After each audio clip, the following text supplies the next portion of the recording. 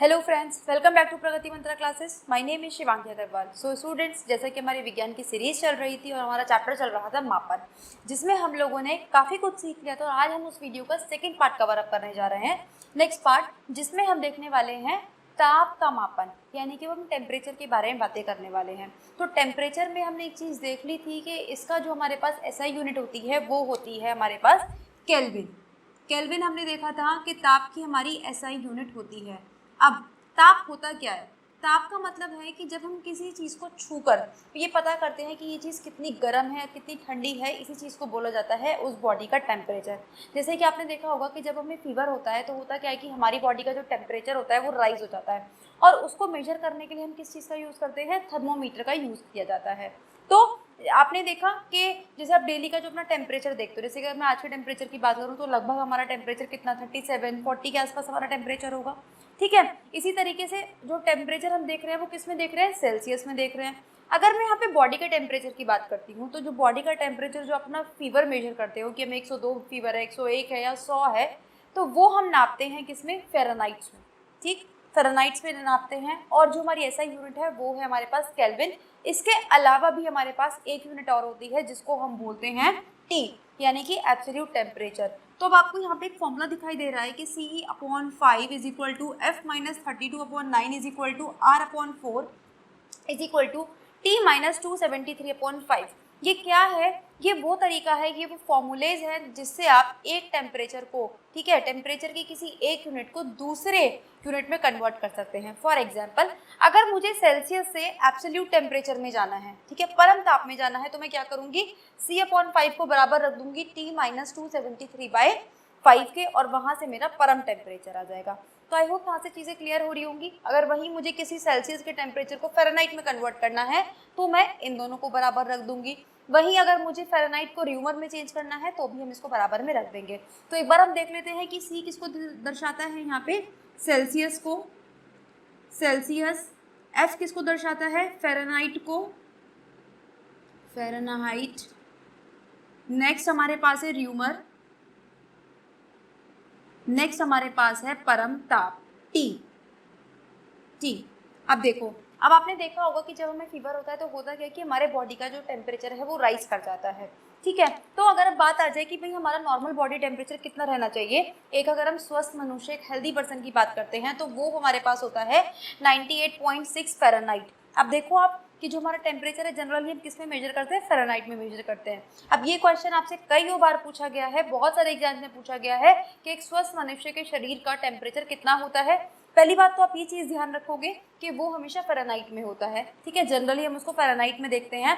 तो क्वेश्चन आपको ऑप्शन इस तरीके से भी बना सकता है कि 98.6 Fahrenheit, 98.6 degree Celsius, 98.6 degree kelvin. तो अब आपको चूज़ करना है कि फ़ारेनहाइट जो है वो हमारे ह्यूमन टेम्परेचर के लिए करेक्ट यूनिट है। ठीक है, अब अगर मैं इस फ़ारेनहाइट के टेम्परेचर को सेल्सियस में कन्वर्ट करना चाहूँ तो ये होता है 37 डिग्री सेल्सियस, और अगर मैं इसको केल्विन में कन्वर्ट करना चाहूँ तो 310.15 केल्विन। अब ऑप्शन आपको इन तीनों में से कुछ भी दे सकता है, तो आपको ये तीनों ही यूनिट याद करनी है। अगर आप इसको याद नहीं करना चाहते तो आप इस फॉर्मूले को याद रख सकते हैं और इससे आप कन्वर्जन भी कर सकते हैं।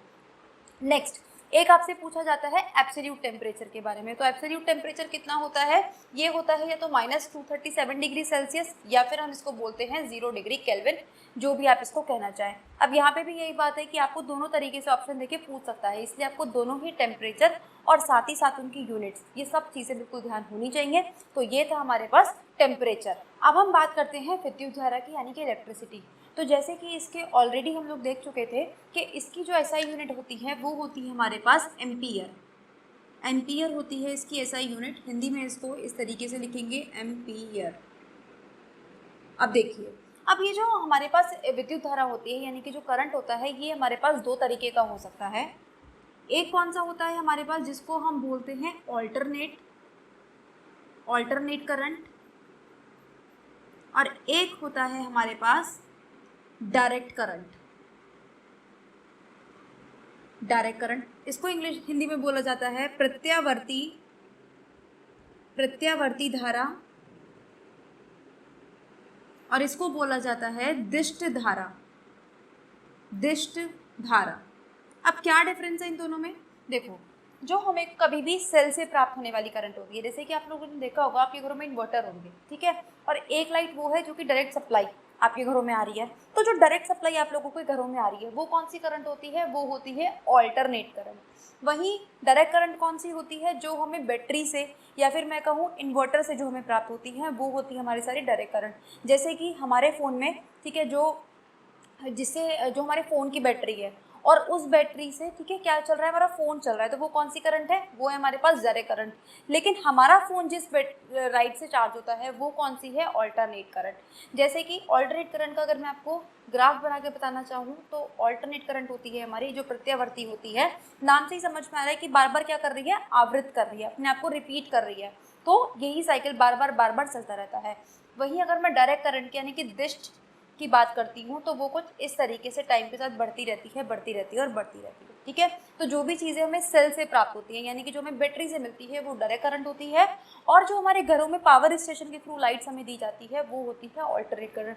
ध्यान रखिएगा, कभी भी अगर आपसे क्वेश्चन पूछा जाता है कि दोनों में से कौन सी अच्छी है, कौन सी बेहतर है हमारे लिए, तो alternate current is always more beneficial to us than comparison to direct current, ठीक है। तो ऑल्टरनेट करंट हमारे लिए ज़्यादा ही यूजफुल है as comparison to direct current के। तो ये था हमारा विद्युत धारा का मापन।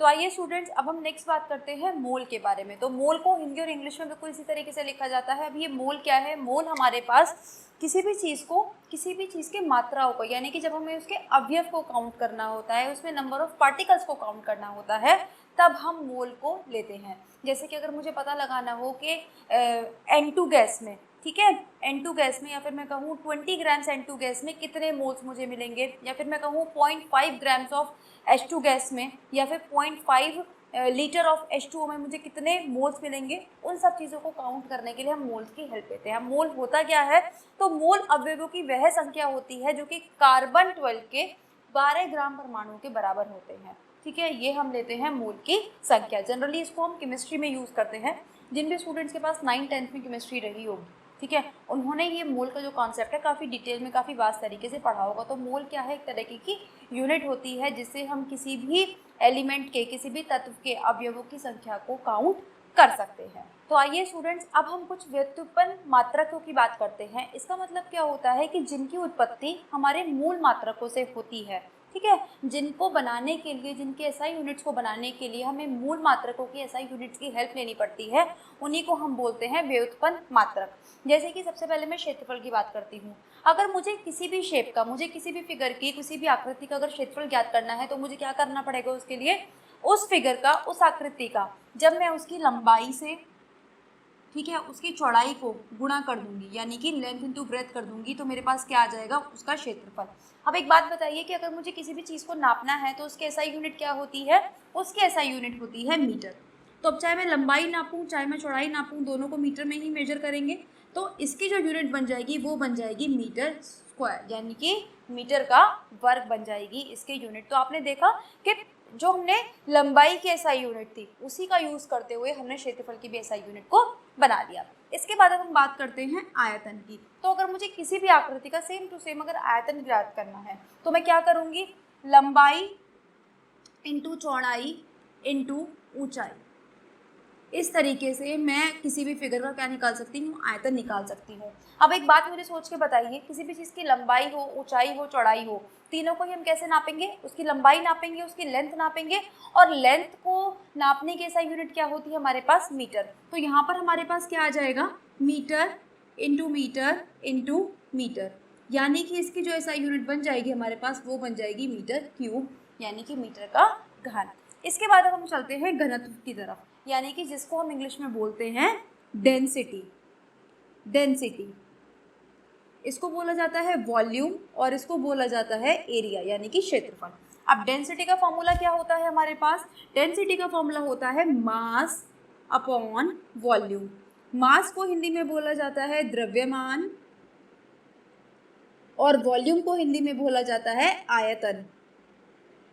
अब हम इन दोनों की यूनिट्स को देख चुके हैं। द्रव्यमान को हमने देखा था कि इसकी एसआई यूनिट होती है हमारे पास किलोग्राम, ठीक है, और आयतन की हमने अभी भी निकाली है वो होती है मीटर क्यूब। तो इसकी जो यूनिट बनेगी हमारे पास बनेगी किलोग्राम प्रति मीटर क्यू, ये बनेगी इसकी एसआई यूनिट। आई होप इसमें कोई दिक्कत नहीं होगी। तो इसीलिए आपको मूल मात्रक पहले और जो व्युत्पन्न मात्रक है वो बाद में पढ़ाए जाते हैं, क्योंकि कहीं ना कहीं जो व्युत्पन्न मात्रक है कहाँ से लिए जा रहे हैं, मूल मात्रकों से बनाए जा रहे हैं। जैसे कि बिल्कुल ऐसे ही बात है कि जब हम वर्णमाला पढ़ते हैं तो हिंदी वर्णमाला में क्या होता है कि पहले आपको सारे स्वर बताए जाते हैं, बाद में आपको सारे व्यंजन बताए जाते हैं।